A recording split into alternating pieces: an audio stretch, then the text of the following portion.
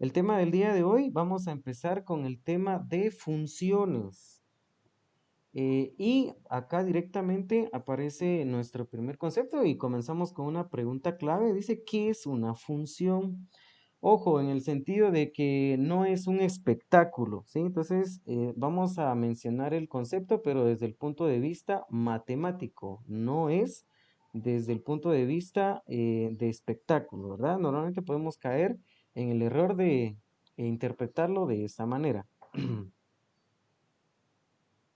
Bueno, una función, ¿sí? Comienza con la designación de un concepto bien importante, porque dice, en casi todos los fenómenos físicos observamos que una cantidad depende de otra, ¿sí? Por ejemplo, la estatura de una persona depende de su edad, la temperatura depende de la fecha, ¿sí? El costo de enviar un paquete por correo depende de su peso.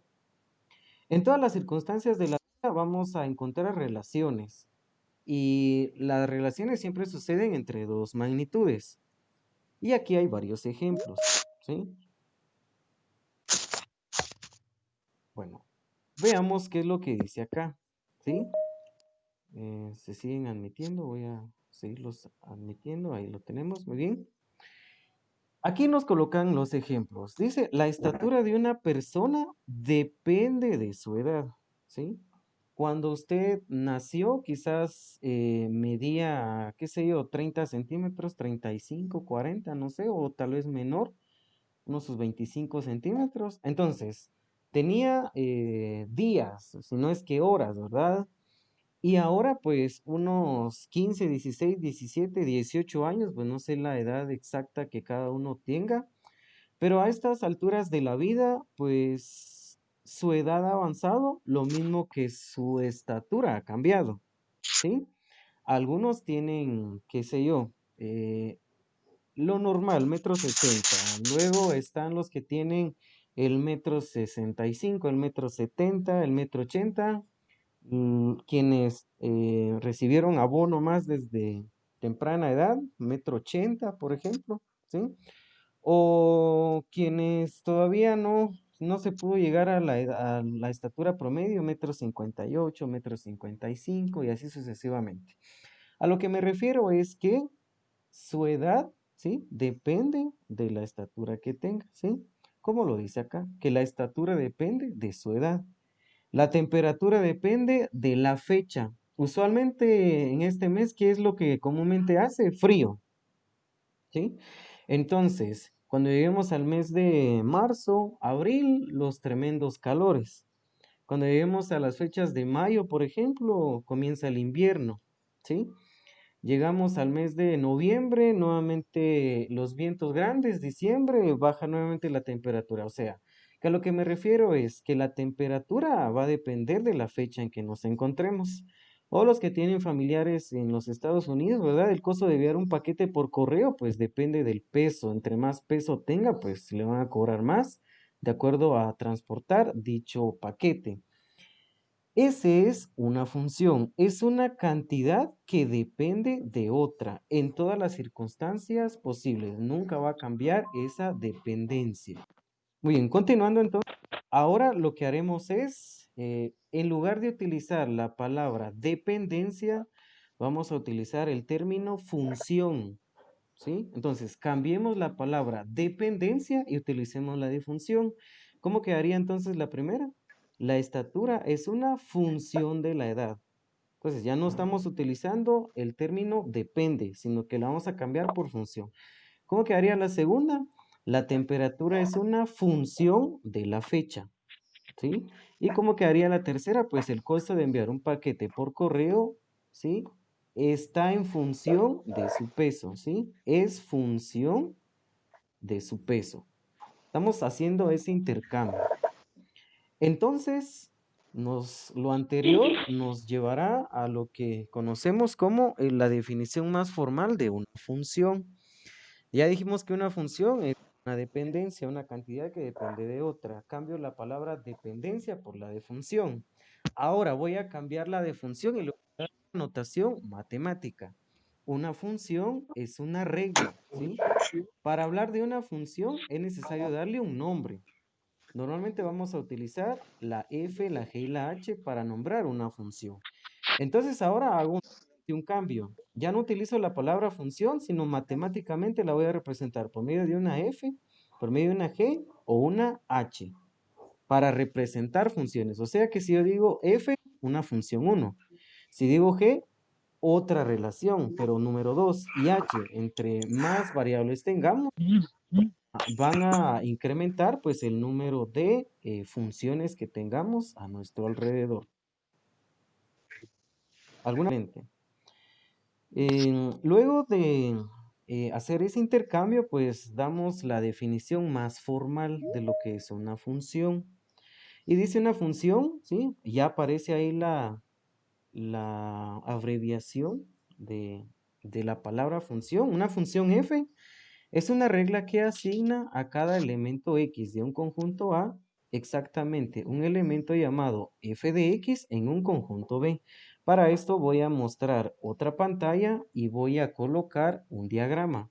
El diagrama nos va a mostrar cómo está relacionado un conjunto con otro y cómo voy a obtener un número de un conjunto A y cómo va a estar relacionado a un conjunto B.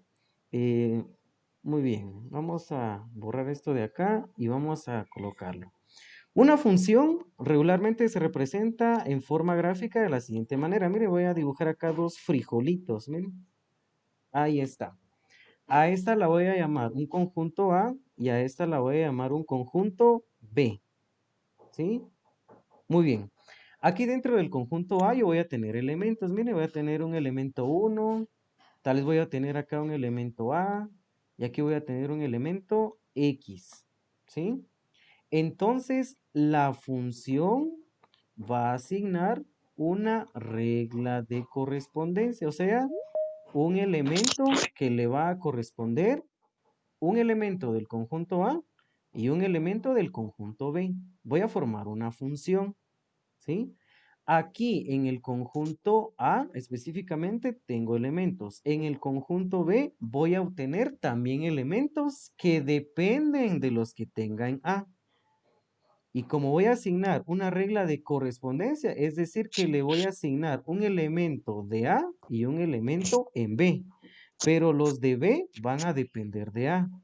Entonces aquí miren cómo lo voy a escribir. Aquí lo voy a escribir como f de 1. ¿Qué estoy diciendo ahí? Que este elemento del conjunto B depende del que está en A. Del propio modo lo voy a hacer para f de A. Ahí está, miren, lo voy a escribir así. F de A.